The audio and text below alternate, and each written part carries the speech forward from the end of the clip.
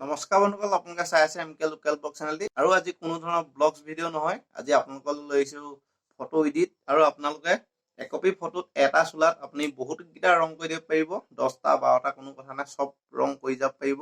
আৰু যদি আপুনি চেক দিয়া চোলা পিন্ধে, যদি বগা কলপতীয়া পিন্ধে, তেতিয়া আপুনি হালধীয়া কোলাও কৰি দিব পাৰিব।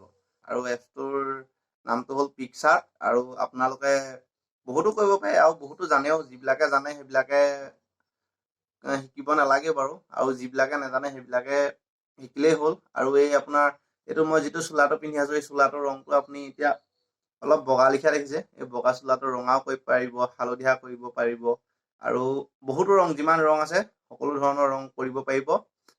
একেখন ফটোত আপুনি 10টা 12টা মানে ৰং কৰিব পাৰিব। আৰু ভিডিঅ'টো আগলৈ চাই গৈ থাকক, কেনেকৈ কৰিছোঁ সকলো দেখুৱাই যাম। কিটো এপছ আপোনালোকক দেখুৱাই যাম, আপোনালোকে ভিডিঅ'টো আগলৈ চাই গৈ থাকক। আৰু আপোনালোকে প্লে ষ্টৰত গৈ পিকচাৰ্ট বুলি এপছটোৰ নাম মাৰি চাৰ্চ কৰি দিব। আৰু আপোনালোকে এয়া পিকচাৰ্টটো দেখিছে, মই ইনষ্টল কৰি থোৱা আছে, আপোনালোকে ইনষ্টল কৰি ল'ব।